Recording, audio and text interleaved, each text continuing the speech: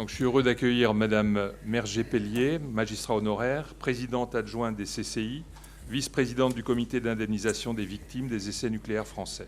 Vous avez la parole. Je vous remercie. Eh bien voilà, oui, je suis une des rares juristes. Après, il y en aura beaucoup cet après-midi, avec Maître Schiffer et Maître Cohen ce matin, puisque c'est un public de médecins auquel je m'adresse. Alors, je voulais vous dire que moi, je suis, comme vous l'avez entendu, honoraire. Et donc, je vous parle comme quelqu'un qui a toute une vie d'expérience passée. Et à ce titre, je suis un peu Janus. J'ai deux visages. J'ai celui de ma jeunesse où j'étais avocat et je défendais des médecins. J'ai celui de ma carrière juridictionnelle où j'ai jugé des affaires médicales, dont l'affaire du sang contaminé, et puis après, à la Cour d'appel de Versailles, le juridictionnel, disons, hélas, tout venant, pour d'un juriste, pardon, de ce mot, lorsque je m'adresse à des médecins. Et puis enfin, depuis que la loi Kouchner a été votée, il se trouve que jusqu'à ma retraite, j'ai présidé l'un des pôles de ce dispositif, le pôle Ouest, pour être plus précise. Et que donc, à ce titre, je suis encore Janus, parce que le passé et le présent se conjuguent, en ce sens que j'ai toujours été à la frontière, à la charnière entre ces deux mondes que sont le monde des juristes et le monde des médecins, deux humanismes qui malheureusement parfois ne se comprennent pas, puisque dans les mots mêmes parfois apparaît l'incompréhension. Et moi, je suis celle qui tend la main. Donc vous voyez, je suis juge, mais je ne suis pas un ennemi des médecins, bien au contraire.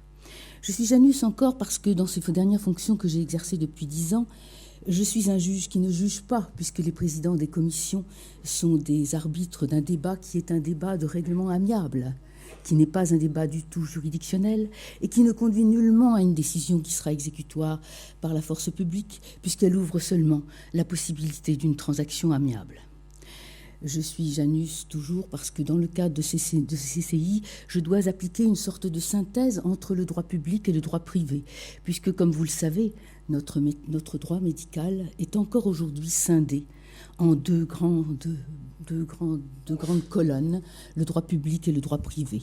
Alors, certes, nos juridictions suprêmes, qui vous le savez, sont le Conseil d'État et la Cour de cassation dans chacun de ces deux ordres, tendent avec le concours de bonne volonté de part et d'autre, à atténuer toutes les différences qui sont des différences qui remontent à des temps très anciens et qui ont pour fondement des modes de raisonnement totalement opposés. Quand d'un côté, on sait qu'on va engager les deniers publics, on a tendance, je parle des tribunaux administratifs, donc de l'ordre administratif, à serrer les boulons. Quand de l'autre, on est un juge judiciaire défenseur des droits de la personne, on a tendance à être un peu trop victimologiste, si j'ose dire, et en tout cas à être plus généreux dans les indemnisations. C'est une espèce de tendance naturelle qui se réprime, qui se guide, qui s'efface, et qui doit s'effacer surtout dans les CRCI, puisque les CRCI ont pour caractéristique, au-delà de la gratuité et de la rapidité, ont donc pour caractéristique essentielle le guichet unique. Donc s'il y a un guichet unique pour tous accidents médicaux, quel que soit le lieu de leur survenance, en un lieu public ou en un lieu privé d'hospitalisation ou dans un cabinet médical, eh bien donc, il faut bien avoir cette synthèse et cette vue double. Janus encore, parce que chaque fois que dans chaque dossier, je dois, comme tous les présidents, comme tous les membres des CCI, à la fois écouter la victime, certes, puisque la loi Kouchner dit toute personne victime, ou se disant victime, ça en dit long sur la psychologie profonde de cette grande loi. Donc je dois, et c'est pour moi un réflexe, me pencher d'abord sur le médecin. Le médecin qui est appelé à répondre d'une manière non contentieuse, non infamante, puisqu'il ne s'agit pas d'une juridiction pénale, pas même attentatoire à son porte-monnaie, puisqu'il est généralement assuré.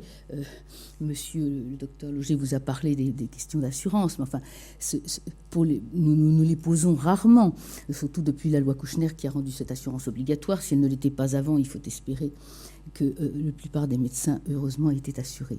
Donc, ce double regard est là encore une expression de Janus que je suis par la force des choses depuis que je suis présidente des CCI et maintenant présidente adjointe. Donc voilà, si je vous dis tout cela, c'est pour vous dire que le juge qui va venir pénétrer votre solitude de médecin, vous avez été seul dans votre bloc opératoire lorsque le bistouri et tout votre staff a exécuté les actes de votre grand art sur une personne qui est muette et allongée. Eh bien, vous êtes donc seul, et le juge, avec toute sa meute de vocabulaire savant, votre assurance peut-être, sûrement, tout ce dont Maître Schiffer vient de vous parler, toute cette meute de mots compliqués, le juge, avec tout ça, tout cet arsenal, va pénétrer votre solitude et va vouloir la juger. Et cela, vous ne l'admettez pas. Vous ne l'admettez pas, et vous avez raison. Mais forcé est-il, ce juge, de pénétrer la solitude d'autrui. Et le médecin ne fait pas exception à cette obligation générale du juge. Il doit s'y soumettre, encore que Duhamel, il y a fort longtemps, voulait que les médecins échappassent à la justice ordinaire pour avoir des juridictions particulières, comme les commerçants, comme les employeurs et les employés au Conseil de prud'homme, etc. Ce projet n'a jamais pu aboutir parce qu'il n'y a pas un juriste qui ne vous dira que le médecin, certes, exerce un art qui n'est pas celui du mireur d'œuf ou du plombier zingueur, et que c'est fort désagréable pour lui de passer au tribunal après Max Jo, proxénète et bandit. Donc c'est même odieux, et c'est comme ça que ça se passe en correctionnel. Encore une fois, je vous parle à la fois de la correctionnelle et des CRCI parce que je suis toujours Janus et que je pense toujours aux deux aspects. Mais donc, le médecin, il n'est pas un accusé ordinaire, il n'est pas un défendeur ordinaire, il n'est pas un comparant au règlement amiable ordinaire. Il a son éthique, il a son malheur d'avoir échoué. Car je le sais, ce n'est pas à vous que je vais le dire, c'est que tout échec pour un médecin est une tragédie. On a beau l'expliquer aux victimes, elles ne veulent pas le croire, elles disent et moi bien sûr, mais le médecin, on en connaît qui se sont suicidés, vous en connaissez tous. C'est absolument évident. J'ai fini ? Ah bon. Eh bien donc, je voulais vous dire que moi, ce qui m'aurait intéressé dans les exposés techniques, c'est qu'on vous parle du grand apport de la loi Kouchner, qui n'a pas apporté à la vague et l'écume de la vague. Eh bien, toutes les questions comme celle du consentement du dossier, ce n'est que l'écume, parce que depuis des siècles, on veut que on recherche le consentement. Ça existe, le consentement des patients. Il est sanctionné dans le code de déontologie déjà. Il était sanctionné déjà dans le code d'Hammurabi il y a 4000 ans.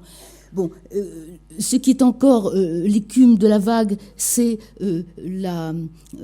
par exemple, la recherche de la perte de chance. Mais ce qui n'est pas l'écume de la vague, ce qui est la vague elle-même, c'est l'ajout considérable dans cette loi qui est le terme d'une évolution sociale, sociétale, humaine, juridique. C'est l'admission que nous sommes les seuls à faire avec les Néo-Zélandais, dans notre grande générosité de Français, d'indemnisation de l'accident médical non fautif, vulgairement appelé l'aléa médical, puisque ce mot n'existe pas dans la loi. Alors je sais que les chirurgiens, quand on leur parle de procès, de demande, de requête, ils se disent pourvu que les juges considèrent que c'est un aléa. Et c'est ce point technique qui mériterait un développement extrêmement important pour vous, parce que je sais que c'est votre souci. Je sais que le médecin accusé qui reçoit du papier qu'on disait bleu et qui le met de côté, qui s'efforce d'oublier, qui ne parle pas aux familles, qui se cache dans sa tour d'ivoire, eh bien, ce médecin, en réalité, il souffre. Voilà, et les juges le savent.